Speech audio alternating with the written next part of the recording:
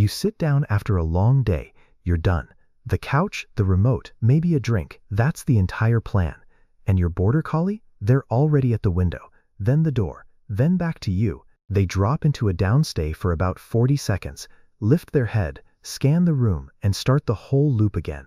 You've probably tried the obvious fix: more exercise, longer runs, harder hikes, an extra hour at the park, and it helps for about 20 minutes. Then the pacing starts again, the repositioning, the staring, the inability to just be still. Most people land on the same explanation: high-energy breed, needs more output.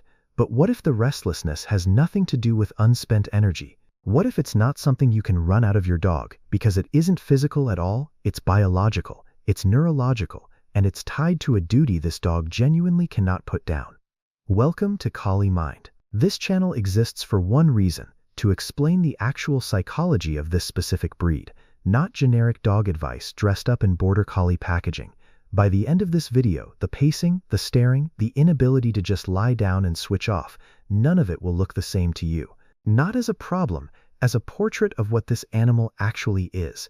To understand why your Border Collie can't relax, you have to start where the behavior actually begins, not in your living room, but in the selective breeding history of a dog built to work a hillside for 10 to 12 hours straight. For over 200 years, Border Collies were bred for one purpose: to make continuous, rapid micro-decisions across an entire working day. Which sheep is drifting? Where is the gap forming in the flock? What does the shepherd's next signal mean, and how do I respond before they have to ask twice? The dogs that could sustain that level of focused attention for hours, that could stay mentally engaged across a full day of shifting variables, those were the dogs that got bred. Stillness was never selected for. Switching off was never rewarded. The brain that resulted from that process doesn't have a natural rest state, because a rest state was never part of the job. Now think about what that means neurologically. In most animals, dopamine fires as a reward signal. You complete something, you feel good, you rest. In a Border Collie, dopamine fires during the work itself.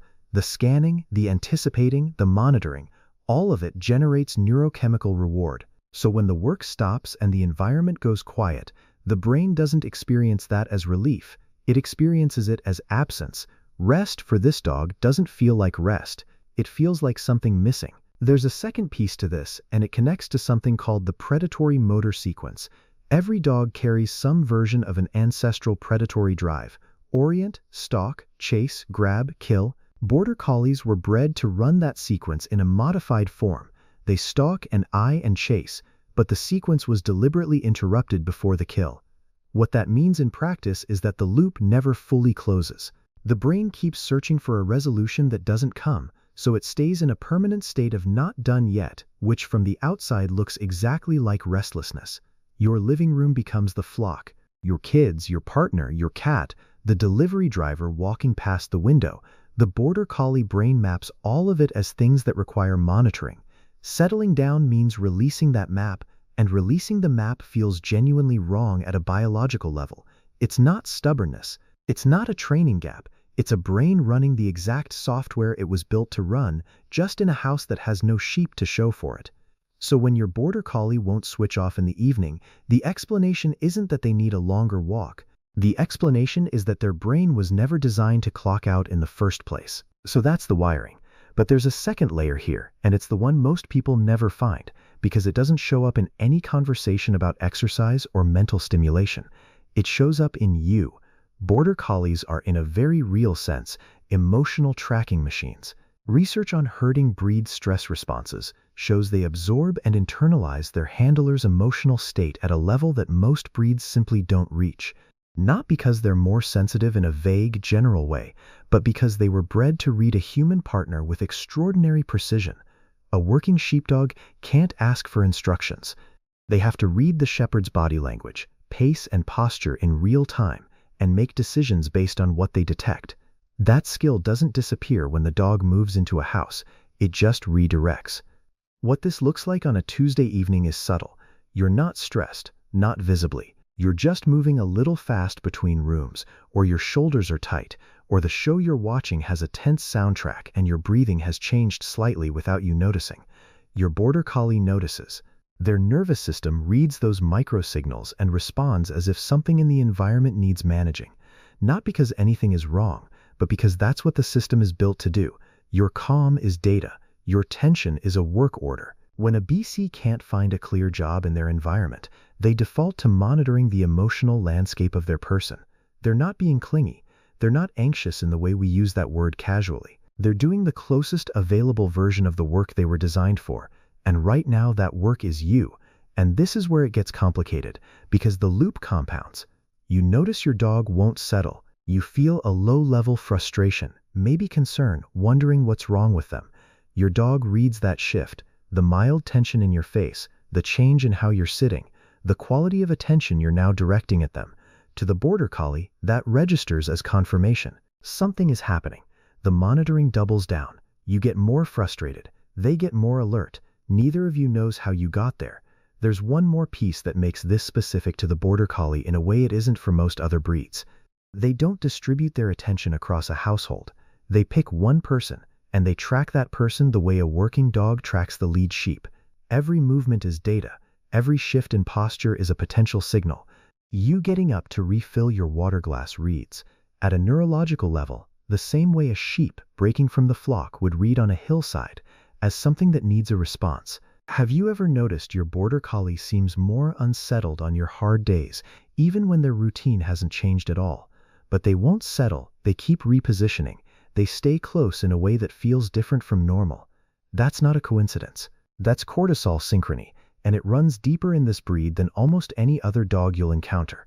The thing is, once you see it, it's everywhere. Every evening they can't switch off is a record of your day as much as theirs. They're not reacting to the room, they're reacting to you, and they've been doing it so precisely, for so long, that most people never even realized the signal was coming from inside the house. Now here's where it gets personal, because once you hold both of those layers together, the dopamine-driven brain with no natural off switch, and the cortisol tracking that turns your emotional state into active work, what looks like restlessness starts to look like something else entirely. The dog that won't lie down isn't a dog with a problem. It's a dog that has assigned itself the job of keeping everything okay and is doing that job with complete seriousness. There's no off button it's refusing to press. There's no version of this dog that could just decide to stop if it really wanted to. The monitoring isn't a habit or a quirk, it's a function. It's what this brain does when it's doing exactly what it was built to do. So what happens when you respond with frustration? When you correct the pacing or push the dog into a downstay they clearly don't want to hold, or just get visibly irritated because they won't settle. From your side, it feels reasonable. You're tired. You just want some quiet. But from the dog's side, something different is happening. The job they were born to perform is being rejected, and they don't have any framework to understand why. They're not being difficult. They're being misread. And Border Collies, more than almost any other breed, carry the psychological weight of that misread in a way that compounds over time. What this breed actually needs isn't exhaustion, it's resolution. A Border Collie that has been given a real task, worked it through to the end and received a clear signal from their person that the job is done, that dog will settle in a way that no amount of physical exercise produces on its own. The brain needs a conclusion, not more calories burned, not a longer route home, but a genuine sense that the work is finished and the person they're responsible to has acknowledged it. And when you understand that, the monitoring behavior stops looking like a burden and starts looking like what it actually is. A BC that doesn't care about you doesn't track you. The dog repositioning every time you shift on the couch, following you between rooms, scanning your face the moment your tone changes. That's a dog that has made you the single most important thing in their psychological world. The restlessness is the relationship. It's the most visible expression of how seriously this dog takes its connection to you. So the shift isn't complicated, but it does require a change in how you read the behavior. When your Border Collie won't settle, stop asking what's wrong with the dog. Start asking what signal they might be picking up, from you, from the room, from something that didn't get resolved in their day. You won't always find a clear answer, but the act of asking changes what you're looking at. You stop seeing a dog that can't behave and start seeing a dog that's communicating in the clearest way their biology allows. Pull all three layers together and the picture is sharp. A dopamine system that rewards the work itself, not just its completion. A stress response that absorbs your emotional state and converts it into a monitoring task. An attachment bond so focused it turns your every movement into meaningful data. In a Border Collie, these aren't separate things running in parallel. That dog pacing your living room while you try to unwind isn't failing to decompress, it's on duty. It's waiting for a signal that the work is done and the person it's responsible for is genuinely okay.